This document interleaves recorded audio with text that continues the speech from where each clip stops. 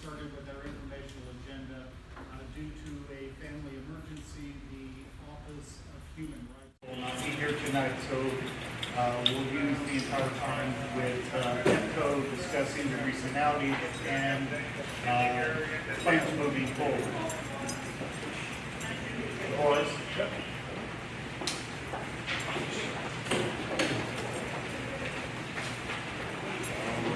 Good. Can everybody hear me? There's a switch on the podium. Oh,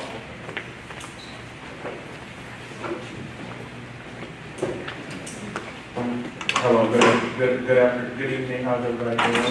My name is Trevor. I'm with Cutco that took place over the weekend. First, we'll start by saying I'm joined here by Cutco Region President John Cooper, as well as Vice President Mark Ballard, as well as our subject matter experts who are actually on the ground during the outage with Mr. Nigel Rossa, who is manager of substation and services, as well as the ANC, who's substation services as well. And before I get started talking about the specific outage event, that took place this weekend, first and foremost, just wanted to start off and say we sincerely at Cutco apologize for the experience that you had over the weekend. We definitely do take our responsibility of providing reliable service very seriously. And so we definitely do take this event very seriously. Any impact or inconvenience to the service we would like we do take very seriously. So first I want to start off by just apologizing for that event and then go right to specifically what happened.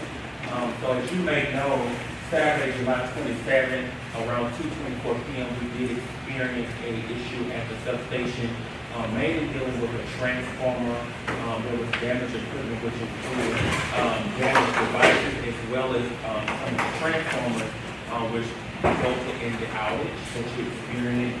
And so we had about 22,000 customers that were out of power around 224.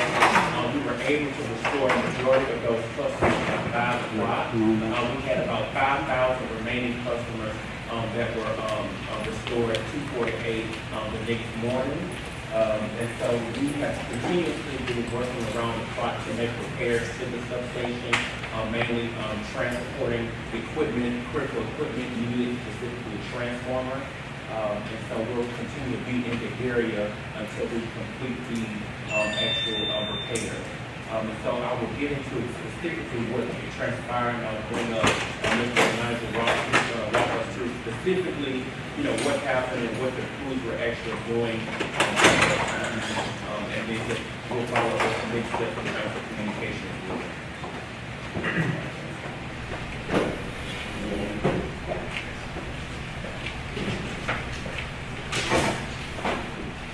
Good evening, everybody, as well. Kevin Nigel Ross, I'm a manager of substation services, responsible for the substation we had out there. Just to get started, at this particular substation, we had 4 transformers. We were already down 1 transformer due to a replacement project of the unit. At approximately 14:30 hours on Saturday, we lost the second unit. While troubleshooting, trying to get that second unit back, we lost the third and fourth unit. As Trevor said, by 5 o'clock, we were able to get a unit back, restoring most of our customers, about 75% of the outage that we had. At about approximately 2:35 Sunday morning, we were able to get the unit back, restoring all of the load. We actually got a third unit back by 6:30 p.m. the next day, and we are actively working to replace the fourth unit on a pretty much aggressive timeline, and we expect that to be in service by August 2nd. I don't know if anybody has specific questions as far as the investigation into how we lost. As far as the investigation into how we lost the unit, most of our focus was shifted to restoring all customers and replacing this T3 unit. And in parallel, we're investigating this, but the investigation is still in its preliminary stages. At this time, we don't have specific details on why or how we lost those 2 units. These details will be flushed out in the months to come, and we will definitely provide that information to you all. I'll start with the 2 questions, and I will. Thanks for coming tonight. There are 4 transformers, and there was one that went out that caused the second one to have an outage, and then as you worked on it, it signaled the other 2 that there was an outage, which is a safety measure in most cases, for them to then cascade off. So you brought the 2 last ones to go offline, back online, which restored power north of Florida Avenue, right? We brought one online, and that restored power north of Florida Avenue, and that was at 5 p.m. Once we got the second unit on, it restored all of the customers, and that was around 2 a.m. So the 4 have a load balancer on them to balance the load, or are they dedicated to specific areas? So the station is firm with 2 transformers. The station is firm. We just have redundancy in the station. That's what we have the other 2 units. So we can run comfortably on 3 units in that station. It's just that when we got down to no units and 1 unit, and then we went to critical spot. But to, I guess, answer your questions just more specifically, yes, that's definitely potential safety risk, not having any of the units at the substation. It seems to be that we overloaded, or the circuit was overloaded as a result of the second unit tripping. We had peak loadings that we typically don't see. So this is a unique case, and we feel like that the 1 unit being out of service for the small time period that it did between the troubleshooting period caused the other 2 units to overload. Okay, so the 4 are really 2 and 2 with the primary and the failure. I'm sorry, I didn't The understand. 4 are really 2 units, and each unit has a primary and a failure, basically. No, so we actually, okay, so, all right, now, I fully understand your question. We balance the station between all 4 units. So the redundancy is there as far as, we don't want to run our units peak loaded. So if we ran our units peak loaded, then it will allow us to shorten the lifespan of transformers. The reason why to your point, yes, we do balance the station. When we lose transformers, of course, the peak loading or the MVA rating, and what it needs goes up on those transformers. That's what we had in that situation. Okay, thank you. Mr. Hudson? That would have been where I was going with my question, so thank you. Well, you're never without questions. No, And neither am I. Yeah. Why would it take months for an investigation? I understand that we have to do our due diligence and that does take time. But as we're in our hottest months of the year, I don't feel assured that this isn't just going to happen again if we don't know what the source issue is. I mean, this is a localized issue that's not Chernobyl. Like, it should not take months, a year to figure out what happened. I definitely don't think it's a year. I gave ourselves a month because I don't anticipate it taking even 1 month, but I don't want to give you guys the timeline of any shorter when we run into issues on the efforts that we're doing at Florida Avenue. I feel pretty confident that we won't run into this issue again, especially having all 4 units back potentially in the next 2 weeks. And I'll just state again, Okay, I'm sorry. I'll just say again that this was just an isolated incident. We don't expect, this to continue. However, as you stated, to do due diligence, we need time to make sure that we understand specifically, to the down to the minute detail of what took place. So that does take time. And we will continue to follow up with you to let you know what the results of that investigation are once it is complete. So we will be you have a question? Yeah, if you don't know what caused it, why are you confident it won't happen again? Because we're confident that we know that causing it, 2 units was out was a major factor into what caused the issues that we had as far as losing the station. When we get those other units back, the loading on, so specifically, our transformers are ran, the max rating is 72 MVA on that station. Between the 4 units, we usually run at about 30 MVA. When we overloaded it, we had them running at 65 MVA. Once we we get the other units back, the loading is severely decreased. So that's where my confidence comes from. But you don't know what led to that overloading. We do know what led to the overloading, the two transformers being out led to the overload. And why won't that happen? Well, anything is possible as far as transformer tripping, but in the 10 years that we've had, we've never had a situation at the station before when we had all 4 units running. So that's where my confidence lies. And that's why I'm worried, because I've lived here for more than that, and it hasn't happened like that before, but now it has. And, So what's the difference? We still don't know why it happened. well, we do know that we had a unit out being replaced, so that was a huge factor to that. By August 7th, we will have that unit being out replaced, so we know that we eliminated that risk. And let me just share with you, so we have about 49 substations throughout the district of Columbia. They're in everywhere, every neighborhood, and they operate, and they're meant to, when we build them, they're meant to last, they're not meant to malfunction. We have a lot of them that's been operating for a very long time, and we maintain them very well. And so a lot of times we are maintaining them, we have crews that are coming in to make sure that, they're in equipment, things like that. We'll continue to update those, but typically these are the issues that have a substation that they're meant to function and operate.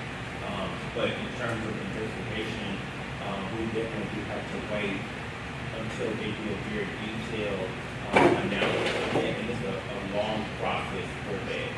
So it's not about, us not really sort of understanding the root cause. It's us really, making sure that we're doing all of the processes and checking to making sure that, whatever the root cause is, there's a root analysis, and we know exactly what that cause is. And we can't really definitively say what it is at this point in time in terms of the specific detail.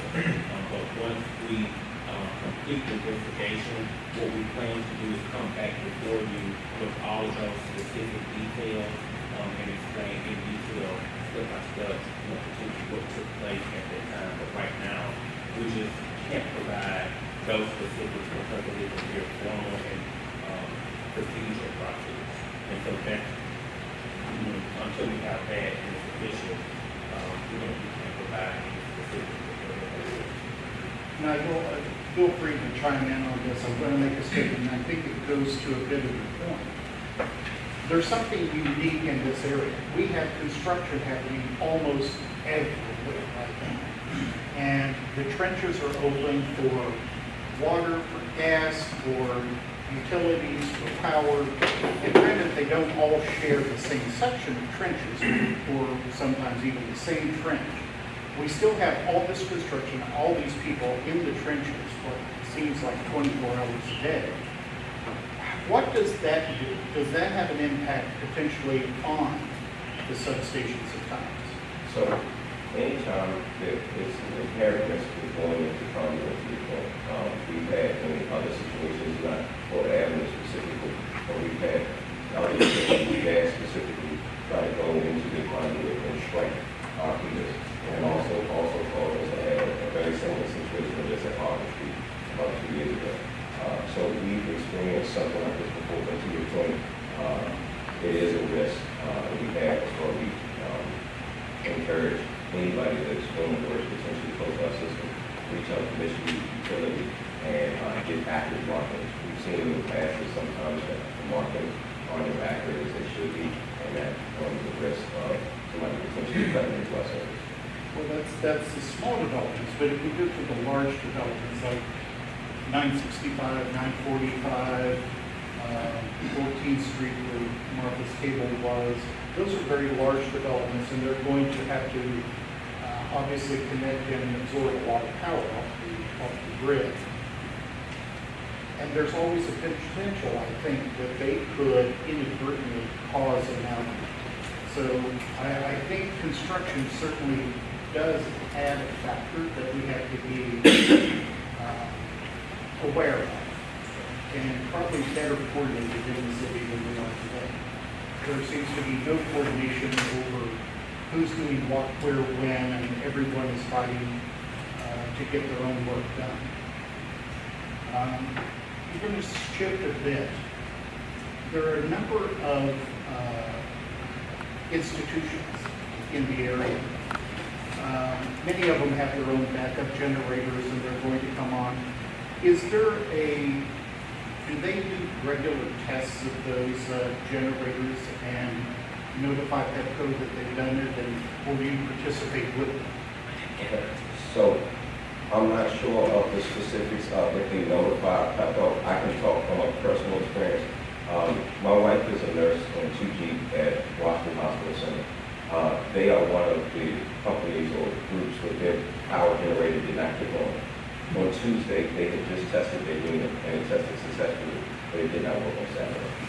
So like I said, so the specifics of when they do perform these tests on generators, do they give that correspondence to Petco? I don't know that. But I know that some institutions, specifically Washington Hospital Center and because Howard had a very similar situation. Their generator kicked on, but their switchgear would not switch over. So that is something we went and assisted them with, but it was on their side of the equipment.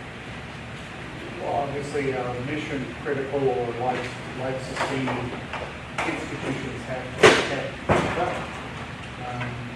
But it could cause you to have to then reshift your load that you restore just to restore other institutions. And it's not just them, there are others in the same. So to protect against that, we either have situations where we have mechanical or electrical lockouts that will not allow current to flow in one direction unless it sees a dead situation in the other, just to prevent against that. So we will never want somebody generator kicking on to affect our system. So we mandated put these barriers in place so that before current ever flows back into our system, we have to make sure that the source is dead going to the system. Commissioners, any other questions? Yeah. Can I just ask, what is your kind of community update plan with regards to how frequently you update your website when issues like this occur? I've received complaints from numerous constituents that there was like one update made, and there was a period of significant hours that went by where no information was provided on what was going on. So I'm just curious as to what your plan is. I would have to defer to the board for that. And I can definitely speak to that, and also Mark as well. As far as our community and communication effort, we do just go make every effort to communicate with stakeholders in a number of ways. So I'll tell you what we did, as you may know, sent emails to ANC, also partners as well as the mayor's office, council members as well. And then we also notified the immediate affected neighbors that are in that area. So we did do a lot of, so we knocked on doors and also notified businesses as well. Moving forward, we do know that, as you said, there are gaps in terms of communication on that day, and we're looking at some options that Commissioner Turner did provide on that, we're kind of going to specifically.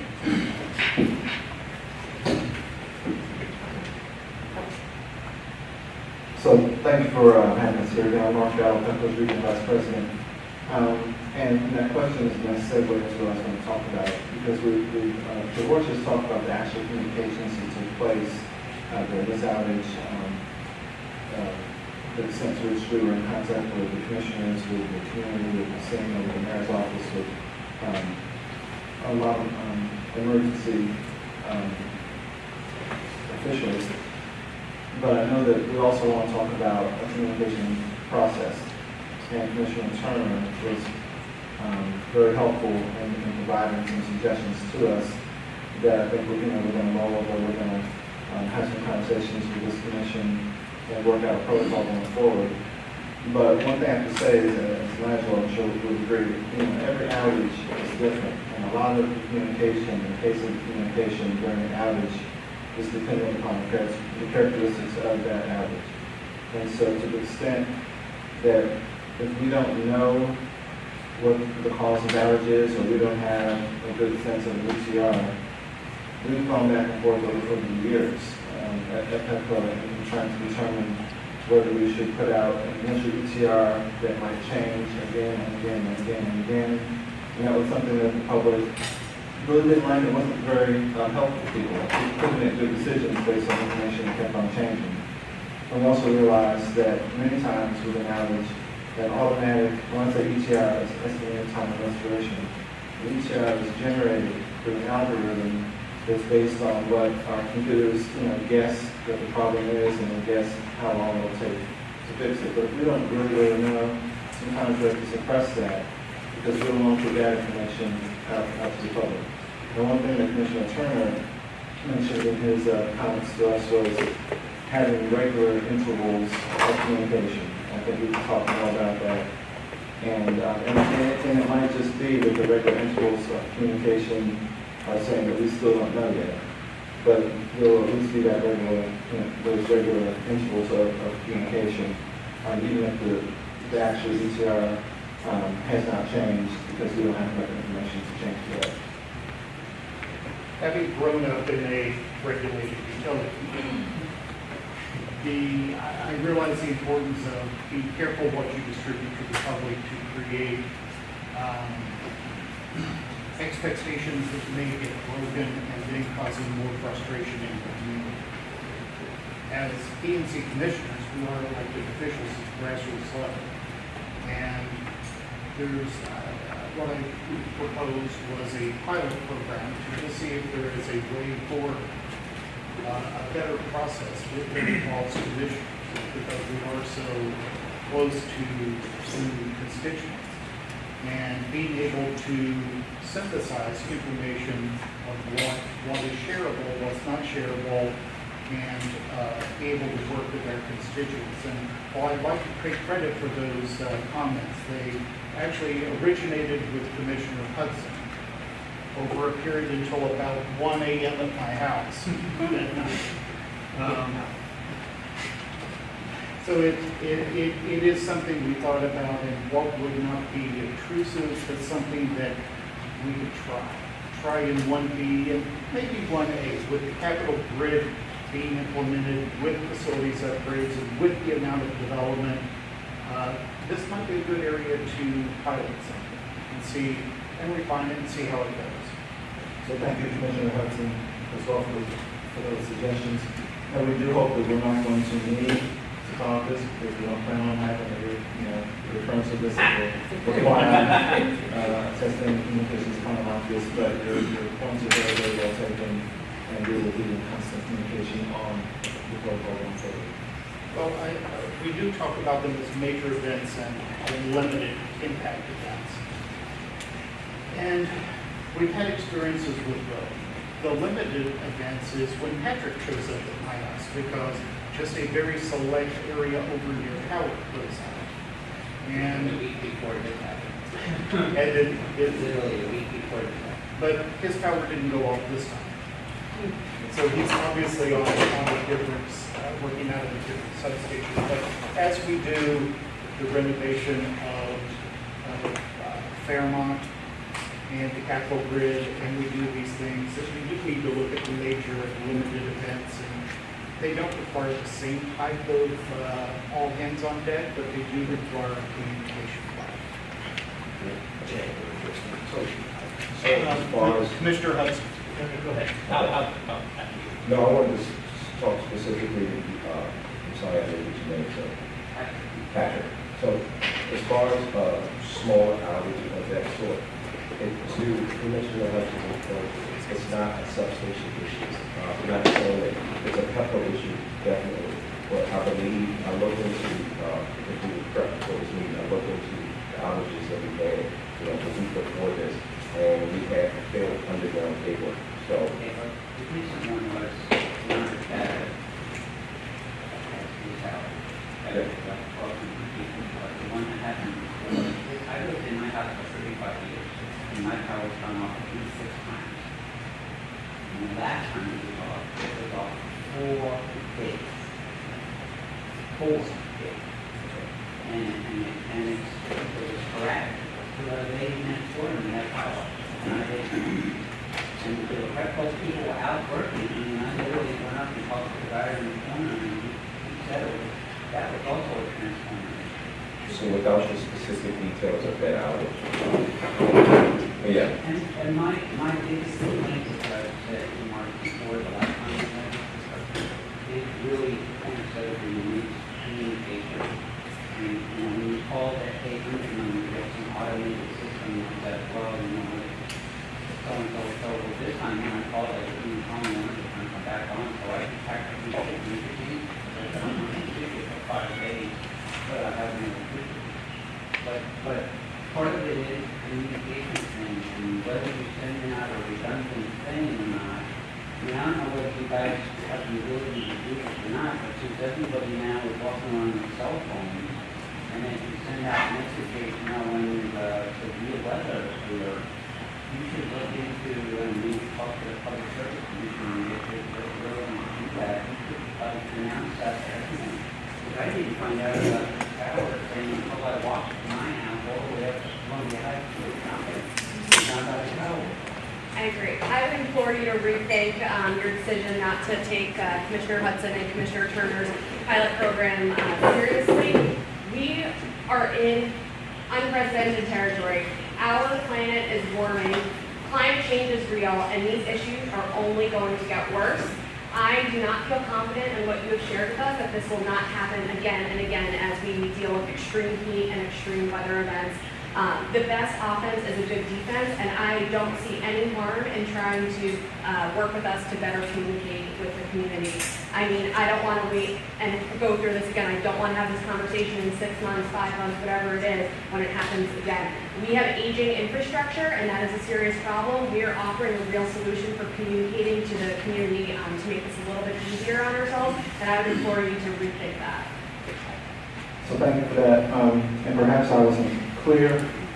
We take the suggestions very seriously. My only comment was that I would hope that we don't have to actually employ them because we don't want to have future outages. But we're certainly taking those suggestions and others, and we're going to work those into whatever communication plans we need going forward. But we do take them very, very seriously. Okay, one last question, and it's going to be Commissioner Hudson. I have 2 quick questions.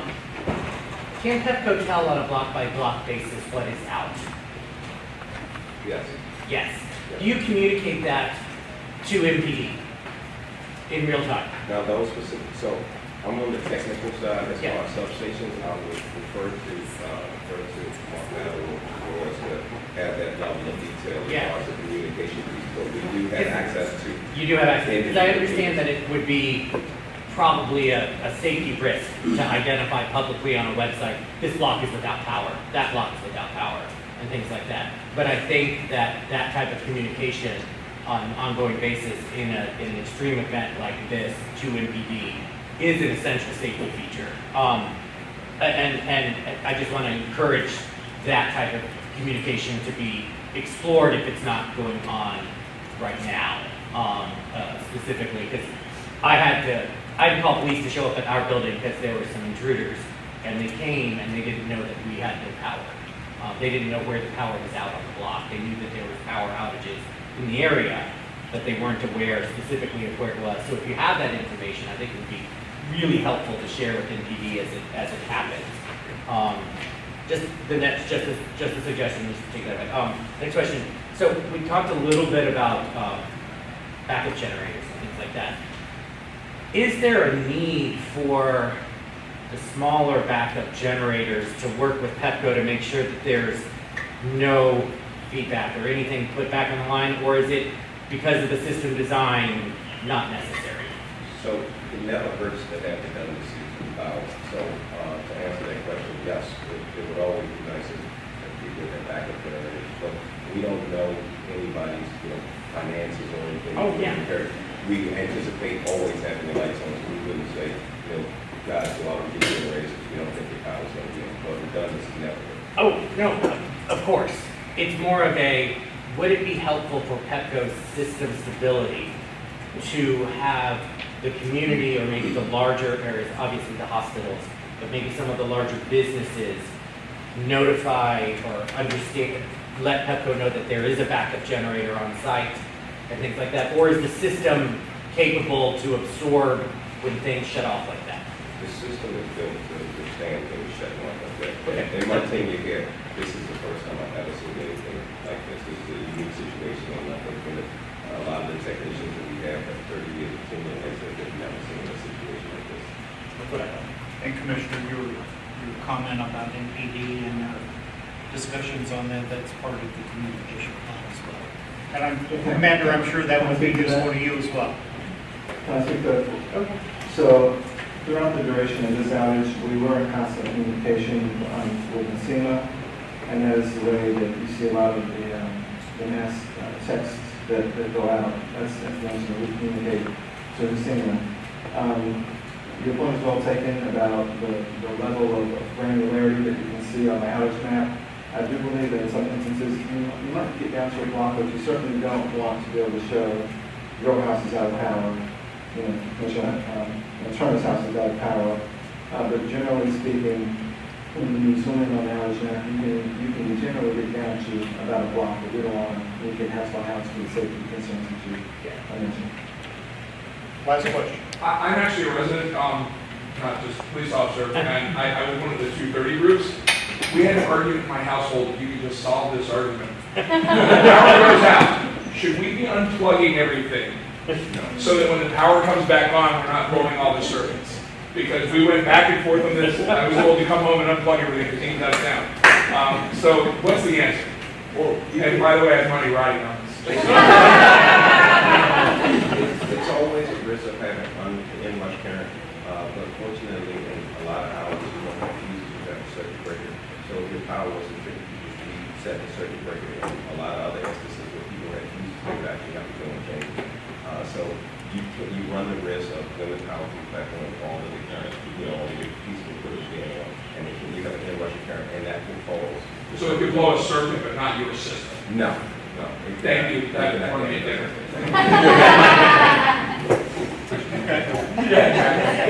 Thank you for coming out. Nigel, always good to have an engineer who likes to talk to the public and is passionate about his work.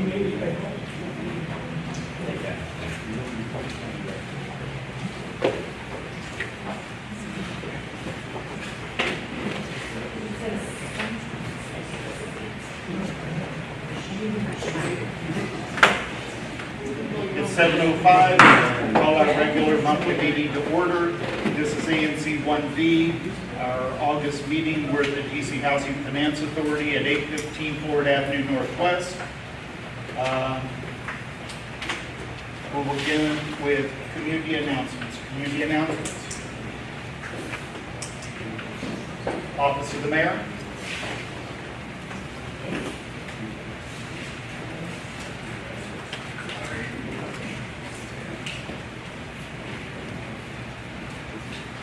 Good evening, everybody. My name is Ruben Foreman. I serve as one of the Ward 1 liaisons for the Mayor's Office of Community Relations Services.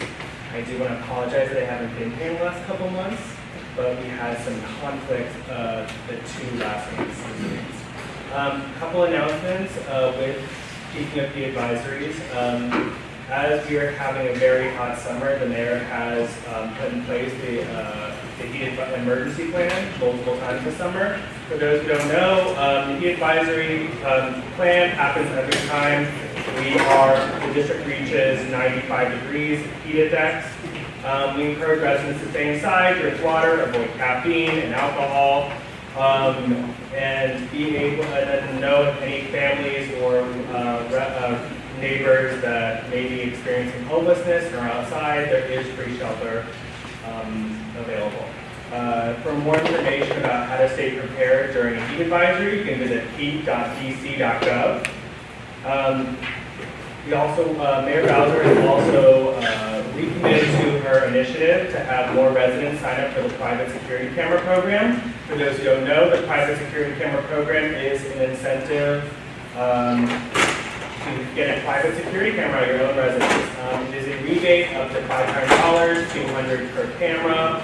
And since 2014, we've had over 1,500 cameras and 15,000 cameras installed in the District of Columbia. So it's a very successful program.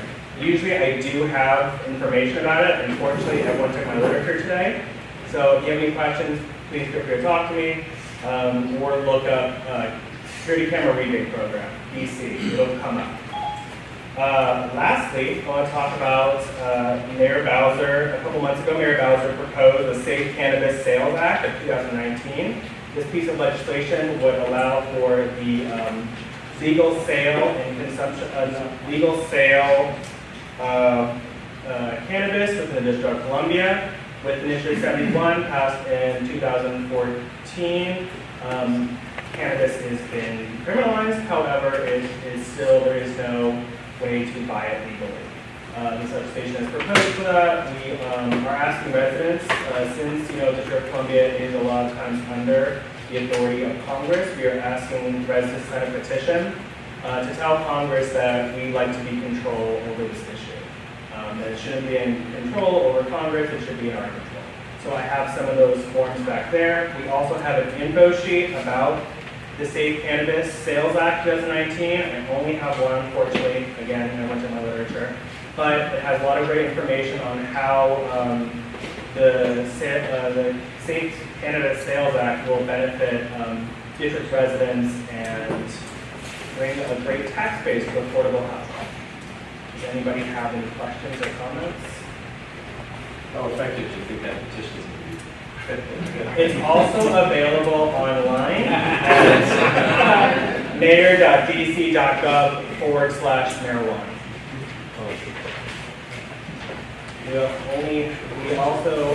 We do have coming up the couple of statehood initiatives that will also involve Congress, so we're all really looking forward to it. Anything before I go? Yes. Did you say that revenue is good for the housing? Yes. So as part of the plan, the Safe Cannabis Sales Act, we are asking, it will be a 17% tax, and most of that will be going to affordable housing programs in the district. Can you talk about the open streets issue? I heard that DDOT wasn't planning on engaging the ANCs until September for an event that's happening in October. Can you talk a little bit about that? Yeah, I'm going to also bring up that it is a collaboration between DDOT and District Bridges. I know we have District Bridges represented here, but just for the time being, I will say that I know District Bridges and DDOT are currently working out a plan to communicate with residents, businesses, churches, anyone that will be impacted by the open streets there? Yes, on October 5th. So I will direct any other questions to District Bridges or DDOT at this point. Thank you. Thank you so much. Office of Councilmember Nadeau. Good evening, everyone. For those who don't know me, my name is Aaron Fuller. I work in Councilmember Mayor Nadeau's office, District of Services. I have a couple of quick announcements for you all. Okay, so 2 quick updates. Councilmember will be hosting her annual community office hours, monthly community office hours. This month at the Powers House Cafe, which is located at 1658 Columbia Road, Northwest, on August the 19th. So we hope you all can join us. And also, Councilmember will also be attending the National Building Museum, and we hope that you all want to come join us. We hope that you all can do that, and that will be on Tuesday, August the 13th, from 9 a.m. to 11 a.m. Councilman obviously will be there, and I actually will be there as well, so you all come out and join us. But those were the only 2 quick announcements that I have. If anyone has any questions, comments, or concerns that I also be able to assist with, I'm happy to talk to you out. Over. Thank you. Thank you. NPD. Who's going to be the lucky person? I've yielded my time to the lieutenant. Good evening, my name is Lieutenant Jason Ross, representing MPD obviously. I just want to go over a couple good arrests we've had in your area for the last couple weeks to a month. We've had numerous narcotics arrests in the area. We executed a search warrant in the 200 block of B Street, Northwest. We recovered 2 handguns with extended magazines. We had a CPWR arrest in Garfield Terrace. The individual actually, we had an arrest warrant out for another handgun about a month ago.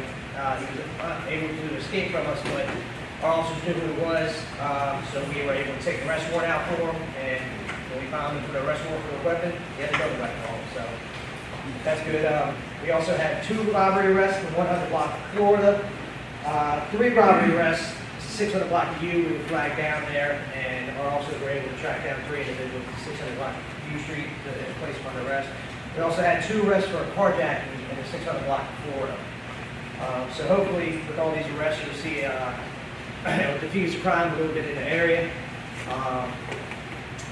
Any questions before I ask? And also, I think one of you guys were asking me about some hate crime issues.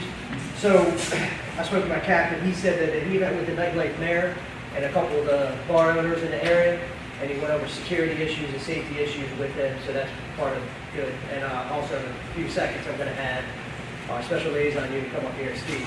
So, any questions for me? How did the pop-up go? I'm sorry. The pop-up that you're on? It went well. It went well. Marco ran it and went very well. So we have another pop-up. We have another pop-up coming at 7th and S. Okay, what happened during the pop-up? I'm sorry? What happened during the pop-up? What made it go well? From my understanding, several people showed up. They spoke with Marco, learned about MDD, and handed out pamphlets and informed the citizens. So people engaged? Yes, we did. Okay. That's why we're having another one at 7th and S. Yes, sir. On July 20th, there was a shooting on the 2600 block of Sherman Avenue. And I didn't hear that, unfortunately, I missed it. Also happened there. So, unfortunately, I can't give too much of going on. It's still on pending investigation with our homicide unit, but we have one of the best homicide units in the country, so hopefully it'll lead to closure at some point. I don't come up. Yeah, so everybody. So, good afternoon, everybody. I'm Commander Emmer in the 3rd District. We have had 2 homicides in our area in the last, I want to say about 10 days or so. First one was in the 11th block of U Street, which was out in front of Sully's and across from the industrial bank. The facts behind that case are pretty similar to what we see in a lot of our homicide cases. A petty, stupid dispute on the street turns into the loss of a human life when a firearm is introduced. What we found from that case is individuals passing each other on the street got into a dispute of some kind, punches were thrown, one pulled out a gun, the other individual unfortunately succumbed to his injuries in that gunshot. Our detectives are currently investigating that. They have some good leads. I'm hopeful that that case is going to come to a closure.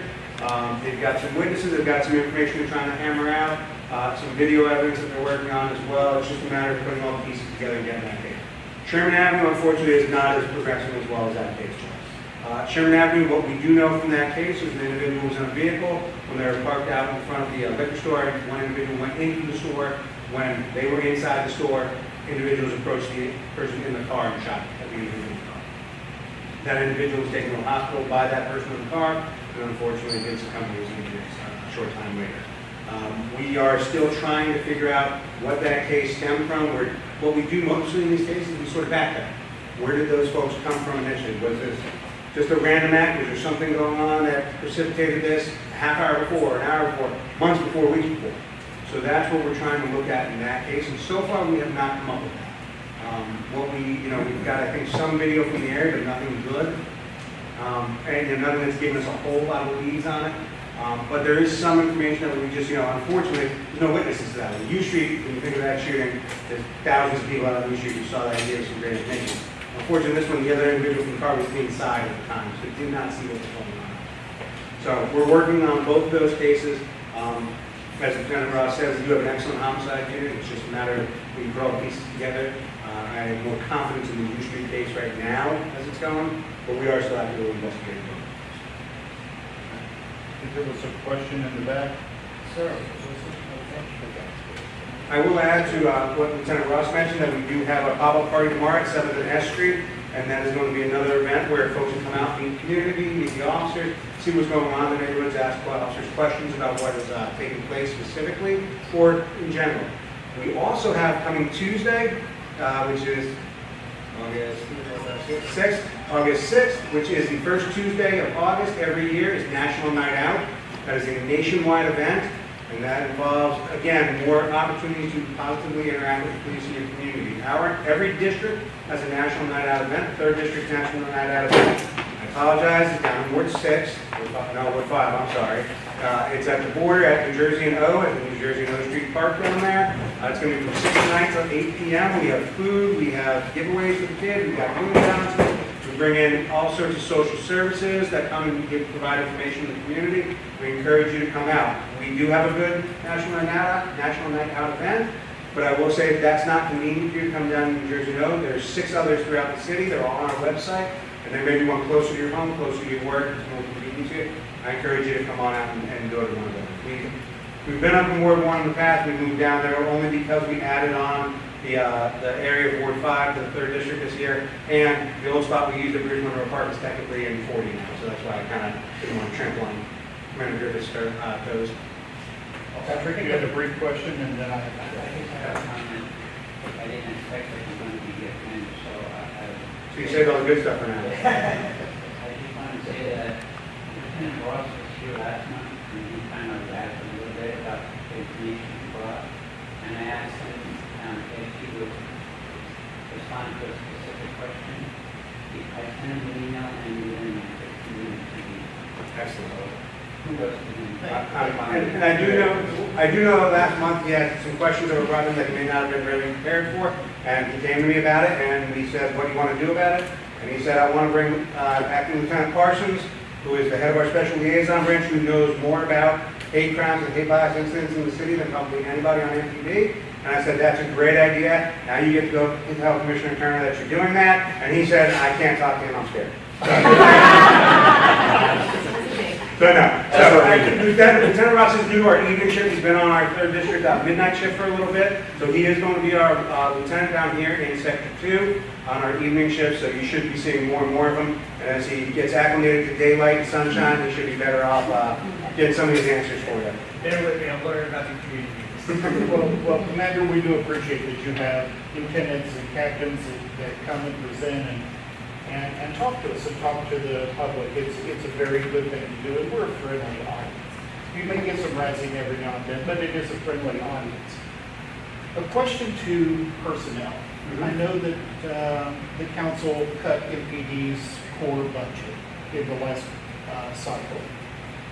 How are you doing with getting new people out of the academy, getting them on the street, and getting them oriented to the uniqueness of some of our neighborhoods? So it's interesting. So what the council cut was the proposed budget by the mayor to increase the department by 200 officers to get us back to the 4,000 range. And that budget proposal was also to increase the number of officers that we have in communities. Our footbeat officers, our mountain bike officers, our non-traditional deployments, so our people that are not in cars, that are more apt to engage with the community. So cutting that does create a logistical issue. We do have attrition, so we have people that retire, and we have it depends upon as our bubble of hiring goes, whether or not we retire more than we can bring in. I want to say, and Rick may know this statistic better, I think it's for every 25 candidates that apply, only one is ever actually offered an application, a position on the department. So it's very limited to how many people we bring in. So we are constantly hiring. We're always doing community fairs, we're always doing job fairs, we're always doing college and campus tours and things like that. But we're also doing a lot more of the new stuff towards the millennials, and social media marketing, things like that. But we always have academy classes in our academy. We graduated the class last Friday. I think we got 2 out of that class came to the 3rd District. So they'll be in our training program for about 14, 15 weeks, at which point they'll be cut loose and sent out on patrol on their own. So they work with an experienced officer for those 14, 15 weeks. There are some classes where, again, it depends on how many training officers we have available to train new officers. It also depends on how many retirees and things we've had versus other districts have had. I've had classes where we've gotten out of a class 12 recruits. I've had classes where we've gotten 1 or 2. So it all depends. It's a balance of trying to keep us staffed correctly. I do like our staffing as we are now. I'd be happy to have tons more officers, but I think that we have a good amount of officers right now that we have on our street. What affects us also, those injuries, illnesses, investigations that may take an officer off the street, those sort of things. So that kind of fluctuates our numbers a little bit from time to time. But we're always hiring, so if you know anybody, send them along. I'm not volunteering. We got you ready. So we always ask of you things to do. What is it that the community needs to step up and do to help out secure our buildings? So the biggest thing to me, and I tell everybody this, I say, if you see something that is suspicious or criminal, call us. Don't always assume somebody else has. Don't always assume that it's not important and that, I'm not really sure. Give us a call. Let us, we're the ones you're paying, come out and look into that and investigate it. In addition to that, we talked about, Mr. Foreman talked about the mayor's camera rebate program. Those cameras have been priceless to us in investigations, in closing investigations, in providing videos that we can put out to the community, that we put out to our officers to try and identify subjects. The other issue that we ask is look around your neighborhood. A couple things. One, is your neighborhood dark because the trees are overgrown? Put in a city service request to get those trees cut. Are those street lights burnt out? Put in a request for that. Do none of your neighbors have porch lights that are on? Work on something like that with your neighbor. Work on a neighborhood watch within your block, a community block party, things like that. You'd get amazed at how many times we'll get to a neighborhood and we'll get a call for somebody out in the neighborhood and it turns out it's that person's neighbor, but they don't know because of the transient nature of DC. They don't know their neighbors. So one of the things we encourage everybody to do is have block parties. Very easy, put in an application to do that. You can go down the street, get to know everybody in your block. If you live in a building, a multi-unit building, when's the last time that the building sponsored something up on one of the fancy, beautiful rooftop terraces where everybody can get to know everybody? You can find out that John in 312 knows Fred in 515. Everybody needs to get to know everybody because that also reduces the unnecessary calls to the police about a suspicious individual. It also gives you more comfort when you go in your building about letting somebody in behind you because you know they live in there. So those are things to do. The other thing that we also work with the community, we ask is understand what we can and cannot do. There's sometimes, opportunity for the police to come out and we're called and there's no crime going on. We can, with our presence sometimes, help correct potentially bad behavior, but if there's not, for example, loitering. Many people think that if there's individuals hanging out in front of a business on a sidewalk, the police can come out and arrest or remove them. We cannot. There's no loitering law in the district of Columbia on public space. Now, if they're smoking, drinking, urinating, whole different thing. But if there's just a couple guys sitting on a milk crate on the corner, hanging out, drinking Pepsis with each other, talking, it's not a crime. And we'll get sometimes communities will call us and say, there's people loitering out here, please come remove them. And I don't want to leave my phone number for the police calling back.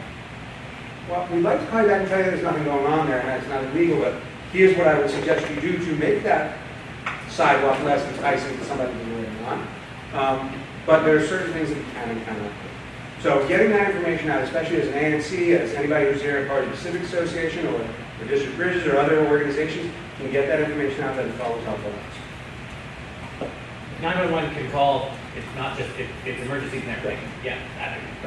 There's a point when it was separated, then it came back as, there was a 311, 911, then it came all 911, and I think they may have gone back to where we were wanting. We're back to asking citizens if it is a non-emergency, a late report of some type, please call 311.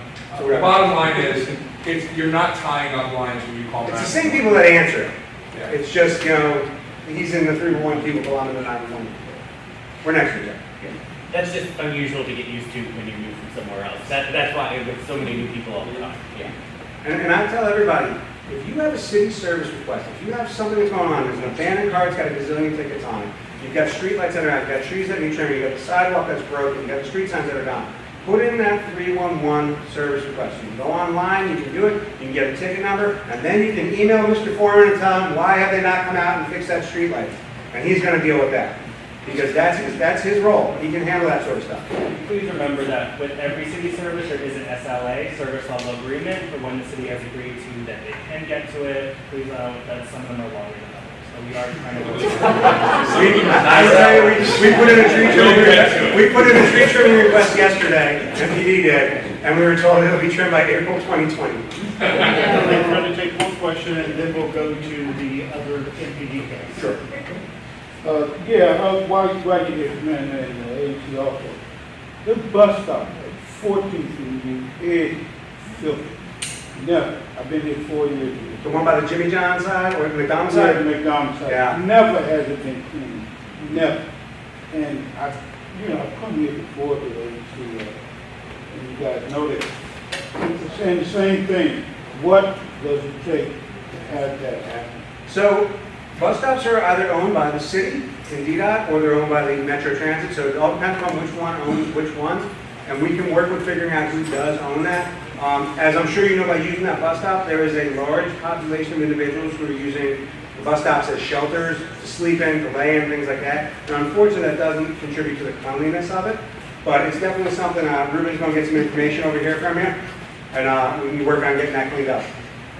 And Ruben, you might also, we have a clean team there, so if our clean team isn't cleaning, that's an additional problem. Yeah, clean team? Well, that's an interesting. Oh, is that right? Is that the same down as 311? Or no? So the clean teams operate out of a grant through ESLDD, and they operate in certain areas. They're usually run by a nonprofit within the community, and we can talk about the particular bus stop. Yes. So Commissioner, if you don't mind, I'd like to bring up Acting Lieutenant Parsons from our Special Liaison Branch. I apologize, I don't know the specifics of the questions that were asked last week, so I think if he's got a little bit of a presentation and then fire away at him, and I'm going to sit in the back. Real quick, top of the point, 4 to 6, I don't think I said the time, so it's going to be 4 to 6. And that's tomorrow at 7 a.m. Well, thanks, Stu. Thanks, Jason. Good to see you.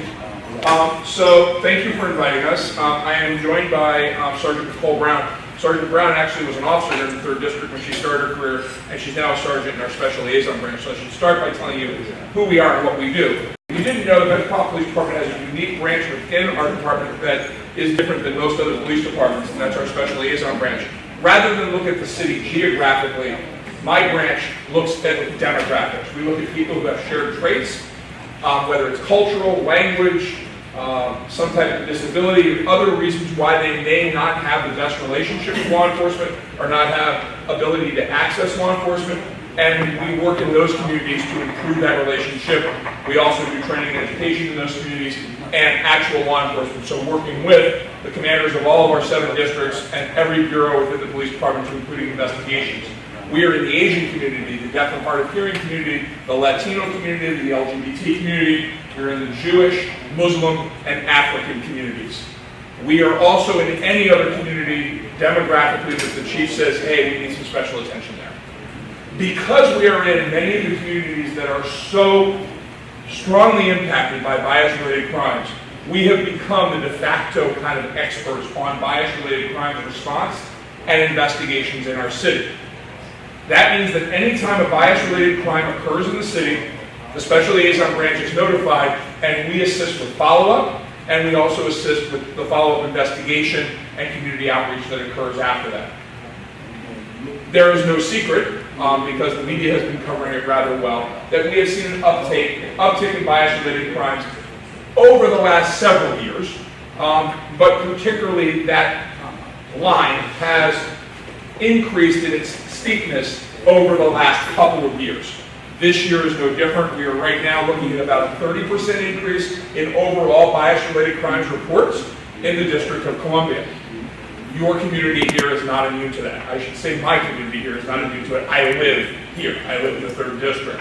Of particular note, I know you were aware that we have had at least 2 occasions within the last year of gay men who were coming or going from clubs in this particular corridor who were the victims of bias-related crimes, homophobic type crimes.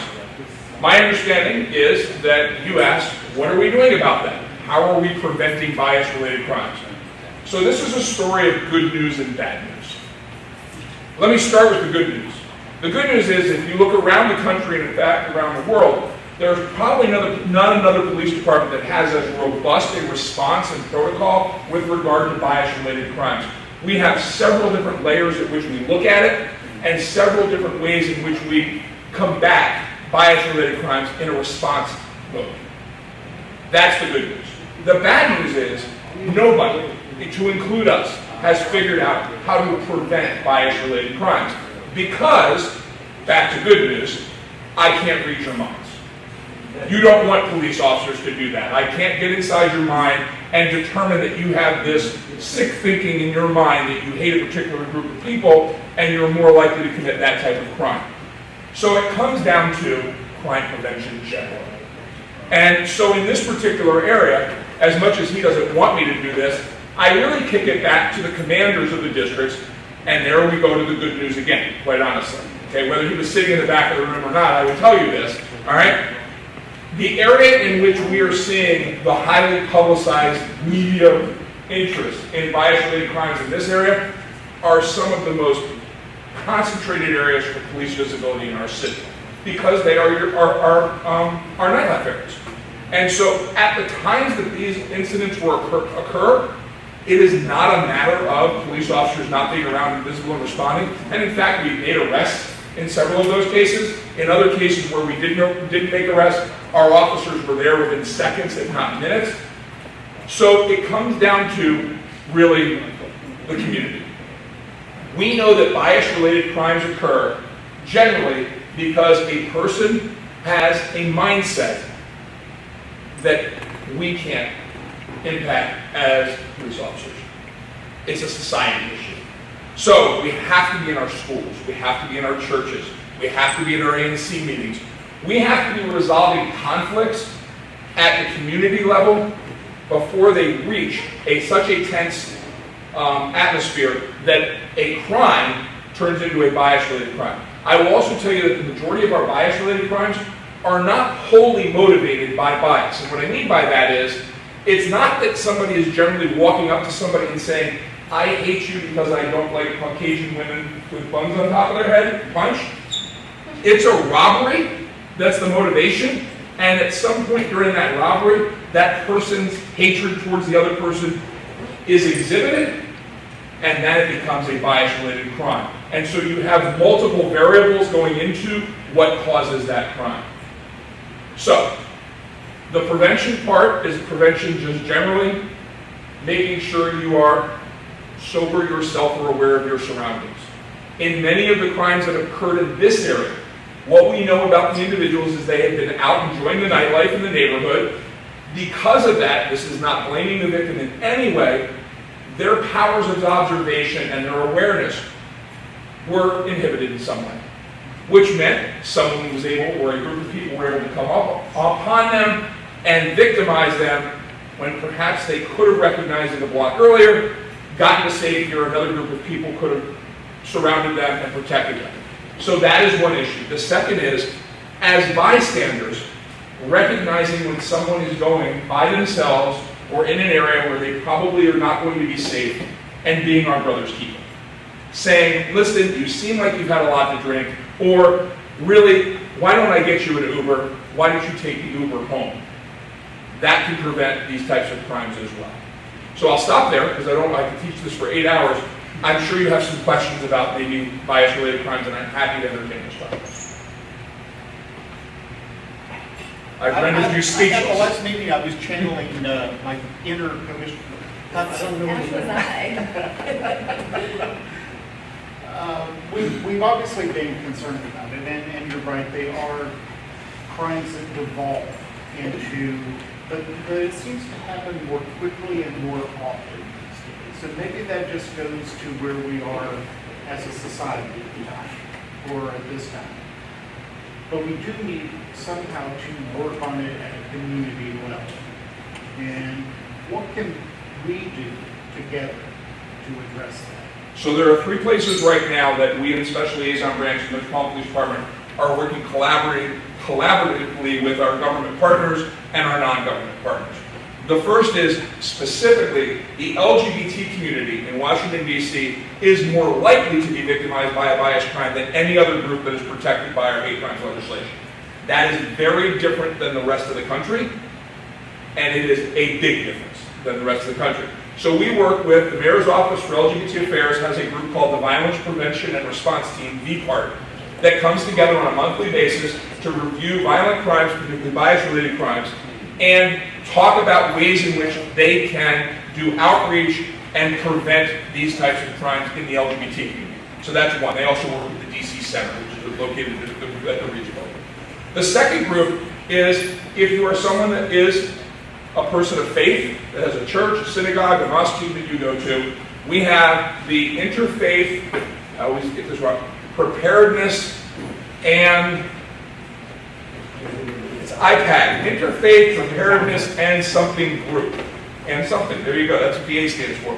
They are out at HCMA, they're being coordinated by HCMA. They are working on very similar issues as VPART, but they are doing that in the interfaith community. And then the last group is the U.S. Attorney's Office has a monthly meeting of the Bias Crimes Task Force, which is a group from around the city that comes together to review, to educate themselves, and to hold, quite honestly, the U.S. Attorney's Office and the other prosecutors in the city accountable for once we present them a case, what is happening to those cases after they're presented for prosecution. So those are three ways in which I think the community can get involved, other than raising your kids well, taking care of your neighbors, and just generally being alert of your surroundings. Thank you. Yes, in the absence of a question, I just wanted to introduce you to Principal Mola. He's the brand new principal of Cardozo Education Campus. Hello. Would be great if you guys could connect. Sure. Absolutely. Absolutely. Thank you. Any questions? No? Thank you for having us. All right. We got Oh, we got a question, sorry. A few weeks ago, there was a threat of ice raids, Ah! and I saw your video with all the officers speaking in all the languages. I don't usually cry when I watch the police video, but you got a real close, so thank you. Well, That was awesome. thank you for that. And for those of you that are not aware, you know, the balance here in Washington, D.C., while we're the nation's capital and we have our national government and national leaders that are here, and they are instituting policies at a national level, D.C. remains true to its values. And the chief felt it was very, very important that we let our immigrant communities and those that love and care about our immigrant communities know, in every language that we believe they communicate, that we do not engage in activities surrounding the enforcement of immigration. There are very few exceptions to that. There are very few exceptions to that. One would be an actual judge's warrant. As when I raised my hand, I said I would enforce laws, and when a judge says you got to do this, I've got to do that. But what you should know as citizens is a judge isn't going to sign a warrant without there being some sort of probable cause to believe a crime has occurred, so that's not going to occur. And the only other exception, most citizens understand we would do this, is if our law enforcement partners in ICE are under actual attack, okay, and need us to come save them, then we would also come, we would deal with that immediate issue of the safety of another law enforcement officer, but we would not participate in the immigration enforcement. And those are the only exceptions to that. And I will tell you, we're adding another one because we missed it. We're going to have one coming out in sign language probably next week. I was frustrated we forgot that group. So thank you for recognizing that. Thank you. Thank you for coming out tonight. And as citizens in this area, I think we're pretty well covered by a district that does engage a lot with the community. And I've talked to friends all over the city, and they don't have usually as much engagement as we do here in our area. So I think it says a lot about our community and how we work together. And obviously we can work better together as well. Next is Jennifer from Main Street.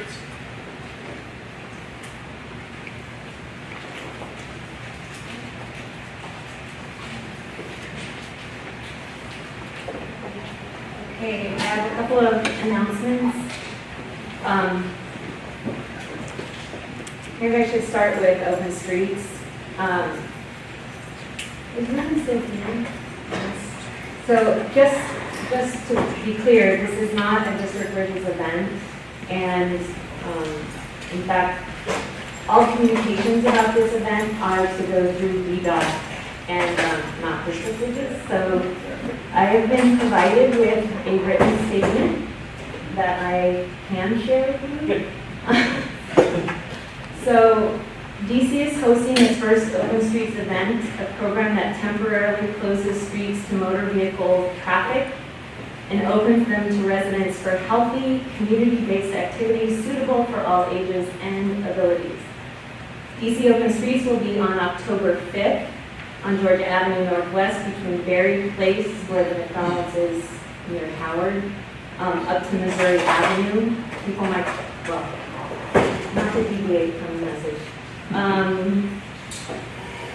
The mayor's office District Department of Transportation and District Bridges are working closely with all entities to finalize details for the event. We understand that community engagement and accurate information are critical. Therefore, we are planning an intensive outreach strategy over the coming weeks that will include impacted business owners, ANC commissioners, civic leaders, and residents. In the interim, if you have questions or concerns, please feel free to contact openstreets@dc.gov. And who's coordinating this meetup? The person who's coordinating, I'm not sure. If you could just get us some information, we'll follow up to that. That would be wonderful. You go to the WANU website, I just found out where it is today, all according to what you just said. Yeah, there's a lot in the media. Well, we should be getting some talking points about it soon, and the moment I get it, I will forward to the ANC. Concerning that we don't know more and why it's coming, how we chose this place, I really hope we There can are send three of this us here who are, that impacts our district. Exactly, yeah. If we can send it to the Transportation Committee, then they are mobilized. So, thank you for that. You have something else to say. I would like to, things I can talk about. There's a couple of volunteer opportunities coming up through District Bridges, or one directly through and one that we're partnering on. We have the social media professional experts that have volunteered to work individually one-on-one with small businesses. And so if people have that background and would like to work in support of small businesses, having more outreach through social media, we'd love to work with you, and there's sign up on our website at districtbridges.org. Civic Fest is happening in Malcolm X Park this Saturday from 12 to 8, and this is a great opportunity to learn about all kinds of nonprofits working in DC around arts, environment, tutoring, mentoring. The rain date is the following weekend on August 10th. The Smithsonian Folklife Festival is coming up in August, and in Mount Pleasant, there's some great activities happening around the Lost Origins Gallery, including the First Ladies to Anthology of Beauty, and that's about the Women's DJ Collective in DC. So definitely check out the Smithsonian Folklife Festival website and Lost Origins Gallery in Mount Pleasant. And then on Sunday, August 11th, there's more with the Smithsonian. Some of you may have seen the banner on the Bruce Monroe Park fence. There is basically a festival happening there on August 17th, starting at 11 o'clock, and that's being hosted by ArtWave DC. So they're expecting to have some performances and vendors and other folks from the community. And then lastly, tentatively on August 23rd at the Cook Hall, which is where the old Murray's was, at 3400 George Avenue, there's a free outdoor movie night that's in their new cabana area with AstroTurf. It's very different from the parking lot we used to do movies in, but that should happen at sunset, and if you'd like to weigh in on a movie that hasn't been selected yet. So that's it. Thank you. Commissioners, announcements? Just want to make sure Mr. that Bristol. everyone knows that September is budget month. I will be going through the process of looking at our finances, making suggestions for changes, and also rethinking our sponsorship form. We haven't been using it as much, but at the same time, we're also having some accounting issues. So please be on the lookout from me for an email that clearly explains state of the finances as well as my recommendations for our budget. It's also time for us to get into the opportunity as well. So we're getting into thank you. Commissioners, other announcements? Mr. Secretary, if you'll call the roll. Commissioner Norman? Here. Commissioner Orlowski? Commissioner Muhammad? Here. Commissioner Thomas? Commissioner Bristol? Here. Commissioner Delaney? Here. Commissioner Turner? Present. Commissioner Mayer? Present. Commissioner Hudson? Here. Commissioner Winston? Here. That's a quorum, 6 and 10. That makes sense. Thank you. Commissioners, you have an agenda before you. Hey. That's why you're not treasurer. That's why I'm not treasurer. You have an agenda before you. It consists of a consent agenda, special projects, and our committee reports. We really have 3 items of action tonight: the consent agenda, one transportation, and one ABR item. Under the consent agenda, we have the July meeting minutes, the monthly treasury report, an African American Civil War Museum grant application, and the Union Kitchen settlement agreement. On the last 2 items, the Civil War Museum grant application is part of an initiative that we've already approved earlier this year and last year for the plaza across from the museum and where the memorial is. Activated as a civic plaza for our area. The Union Kitchen settlement agreement is a protest that we did, and do we authorize Commissioner Orlaski, who is the single-member district, to negotiate a settlement agreement and use their standard template, modified for any uniqueness, and shared it for comment in advance.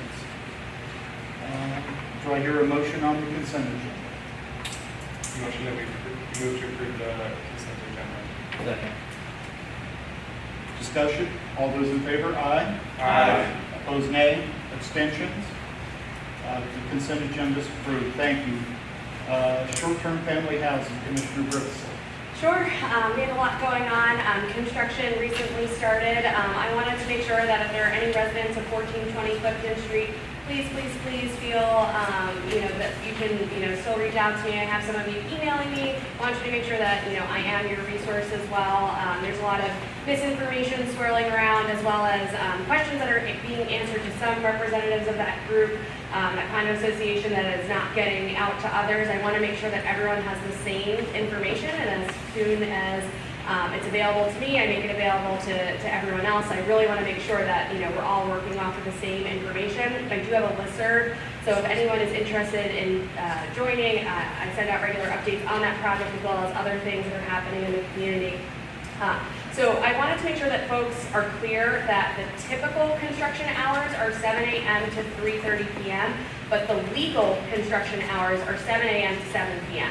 So the majority of the heavy-duty work that's on the site will be concentrated in the 7 to 3:30 category.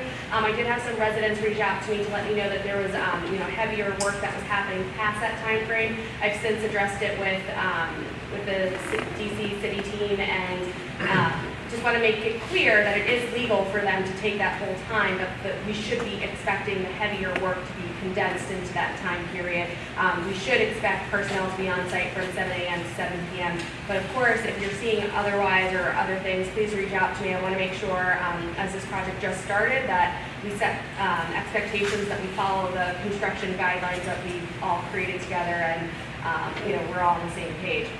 I also wanted to make sure that folks know that as part of the construction guidelines, we put in really strict measures for folks not to be able to park in the area. There are some designated parking spots, but workers, subcontractors, anyone who's affiliated with that site, they should not be parking in residential parking.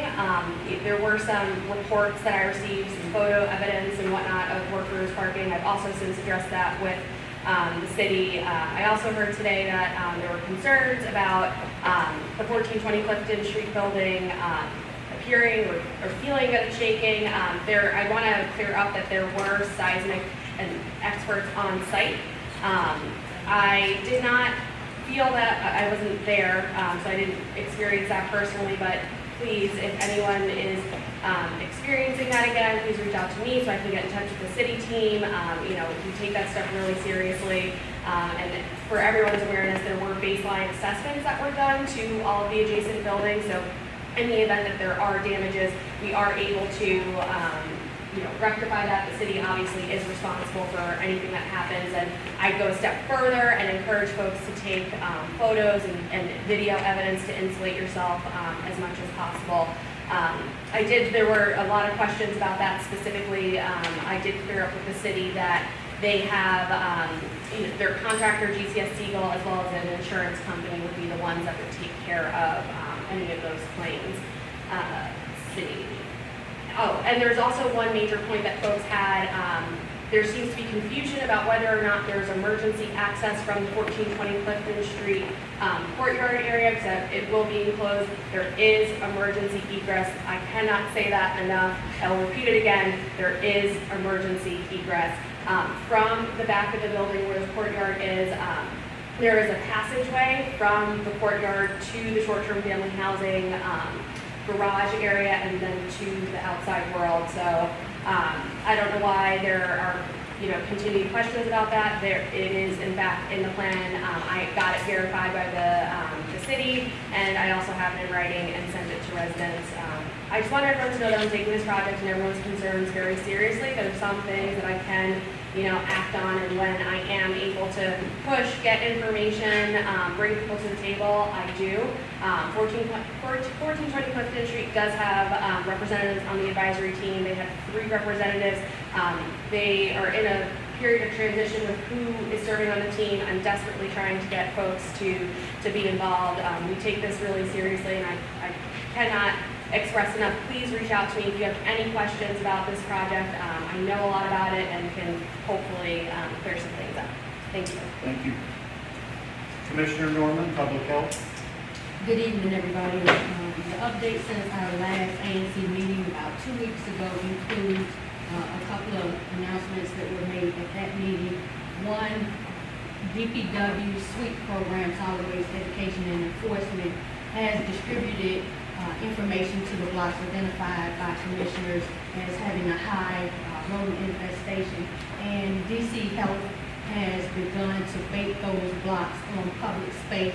And I'm going to ask that commissioners put out on their listservs and tweets, however they contact their constituents via social media, to let them know to contact 311 and to fill out petitions so they can have those blocks baited.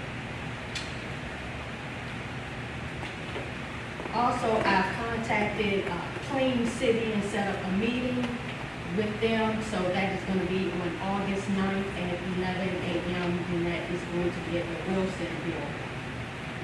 Our ad hoc committee has reviewed some of the SOPs and policies and procedures from DPW and DC Health, and we will be making recommendations along with when we meet with Clean City. And I'm going to ask that managers of DPW, and I'll ask commissioners too, to have the managers do kind of like a walkthrough of your areas to see how trash is being picked up, what's actually being done. And this will, I think, help identify some of the areas that we can improve on in terms of rodent control. Any questions? When's your next meeting? Most of the time, we are meeting via email, text. So the next meeting actually is going to be on August 9th. Okay, great. Can we get that up on the ANC site? What's that? Great. Thank you. 3 committees did not meet this month. The ZPD committee. Question? I wanted to say thank you to Commissioner Norman for the effort, but I'm also wondering if it's going beyond the blocks of her area. I know that Commissioner Norman has been communicating because I do the work on this, but certainly I live across the street from her area, and there's no communication at all about what she's doing from our commissioner, and we have a lot of garbage all over all over the city. So while I'm thankful for what's going on, I'm just wondering if the effort is spreading at all. And I heard recently from a neighbor that as much as we like to tell people to put in requests to 311, people have been doing that with regards to trash not being picked up, and DPW told that person that they don't actually get the 311 about trash. And so then we have to contact DPW directly about trash issues. And that's something that I'm sure that people don't know. So, It's a good one to talk to Ruben about. Ruben leave. Ruben ran away when you were there. yeah, just talk to you about just about everything that the house is doing. And then the issue also with the rats being all over the place and trash is that we have all these wonderful trash cans on our street corners that are full of rats coming and going because they're not actually emptied properly, as I'm sure. And these are some of the things we're gonna look at when we talk to DPW, Clean City.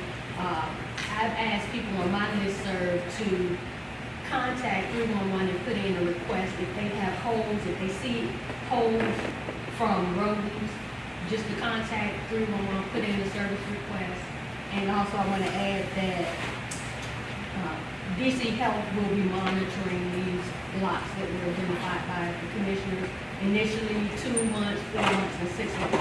So we're going to see if there is going to be any decrease in the rodent activity by some of the measures that we undertake, including the replacement of the trash cans, encouraging people to close the lids, the information that we distributed. I actually distributed information in my S&D the other day about things that folks can do to help decrease rodents. And including picking up trash. You see trash on the street. There's trash everywhere. I did see in another neighborhood that they had some sort of positive messages about not littering. Right. And I don't see any of I it think in our that's area. a discussion for your group, and Commissioner Norman is not just for her S&P, I know. it's for all of 1B, so maybe they're help get more people involved in the overall effort with them. Well, communication is an issue. We were having issues with Petco about communication. I feel that the ANC as a whole is not necessarily communicating with residents. About that there should be, about people shouldn't litter? No, about just in general. Not just about litter. Okay. Not about litter. Thanks. There were 3 committees that did not meet this month: CPD, Public Safety, Community Engagement, and Economic Development. Public Safety and Economic Development do not have a next meeting scheduled. CPD will be meeting on August 20th, 19th, August 19th. Put it on Tuesday. 19th at 6:30 6:30. at Thurgood Marshall. That's correct. Thank you, sir. Transportation Committee, Commissioner Winston. Good evening, everyone. Transportation Committee did not meet this month, but we had one rather time-sensitive permit application that we needed to weigh in on, and we did so with members of the committee over email. The issue is, the permit rather, is for the Sidewalk Cafe at 2436 14th Street Northwest, Rooster and Owl restaurant. And the cafe application largely exactly follows the lines of cafes which were previously supported with this location. The committee had no objections, and people who did engage were supportive. So I would recommend that the ANC support this application. That would be my motion. Is there a second? Second. Discussion? One comment on this. I do believe it is slightly different in that we did approve 3 areas for the entire building for consistency of look of the railing, of the size of and such. I think this one is slightly bigger. I'm not sure that is particularly a problem, but something to look at. And it does have some raised areas to account for the grading. So it's creating some platforms. I don't know where OP will be on, OP will be on creating structures on public space, like a deck. Yeah. Didn't they do it for the new Korean barbecue restaurant that's going in on 9th Street? They have a raised platform there because the street goes down on the corner. That's right. So there's precedent for it. All right, with that, I I'd ask you to just double check with OT on that. Sure. Okay, we have a motion before us. I still, Quick comment. I just want to make it publicly known that I have an issue with something like this coming before the commission and not going through a committee meeting or public input we can put in, having it done by email. Because I have some serious issues with what's being done with this. But there was no chance of anyone coming and bringing. yeah, I also have an issue with this. There's this huge metro, like, gate thing that's right in front that's going to force people to have to walk on that. I mean, it's already unstable. It's not gonna have to be. People already, Which was where people were.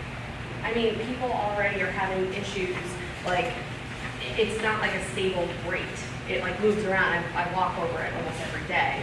Okay, we have a motion, this one seconded. Other comments? I just want to add a process here. We have an opportunity to weigh in on the sort of TOPS process, and so this was our option based on the way that was going. They want to know about the system and things, and so I agree with it. All those in favor, aye? Aye. Opposed, nay? Abstentions? Same. Okay, motion passes, thank you. I just want to make an additional comment, not to be bewildered again, but these kind of things are, if you don't let people know what's going on and have input in, stuff like this happens, and this is a continuity issue.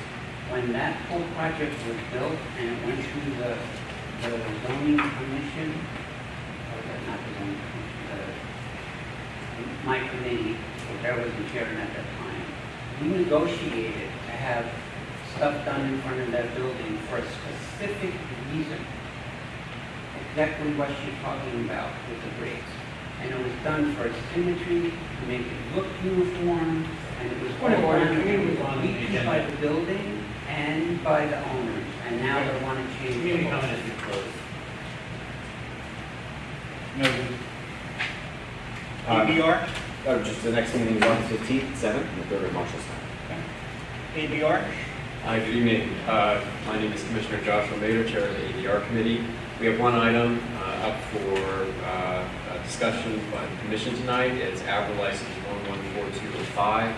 It's a retailer's Class C tavern license for 2001 11th Street Northwest, known as Mama-san. And this is in Commissioner Dan Orlaski's area, SMDO2. General background on the application itself: they've requested certain hours for live entertainment that are actually beyond the legal operating hours allowed by DC. It's 10 a.m. to 3 a.m. Sunday through Thursday, and 10 a.m. to 4 a.m. Friday and Saturday.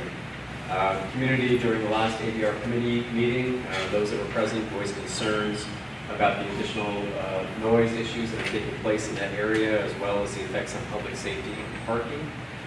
We discussed it ad nauseum. The committee voted and recommends to the commission that we protest on those grounds. So the committee again recommends that the ANC protest based on the effect on real property values, the effect on peace, order, and quiet, including noise and litter, and the effect upon residential parking needs and vehicular pedestrian safety. Commissioner Orlaski is engaging in updating the settlement agreement as well with this establishment. So fully anticipate that coming to conclusion hopefully sometime soon. I move that the commission protest on the grounds so noted in the discussion. Is there a second? Second. Discussion? All those in favor, aye? Aye. Opposed, nay? Abstentions? Motion passes. Thank you. The next meeting is August 21st. It says 22nd on the agenda, but it's actually Wednesday the 21st at 7 p.m. at the Thurgood Marshall Center. We are actively recruiting and looking for members of the community as well as business owners to join the committee. So if you know anyone who would be interested, please see me after, and I'll give you my contact information and we can go from there. Sir? My communication with Mr. Orlaski, I was under the impression that you guys were going to vote on or agree to the settlement agreement with you. We did. It was earlier. It was part of the earlier consent agenda. We're done. Yeah, you're done. You're done. Support. Yeah. Yes. Thank you. It's a good thing we didn't tell you, so you stayed for the whole meeting. Okay. Any new business? like to point out that we are being filmed this evening, or we were filmed by DC Compass, which is a organization that goes out and documents the proceedings of community groups, community organizations, and of ANC. With no further business, we're adjourned.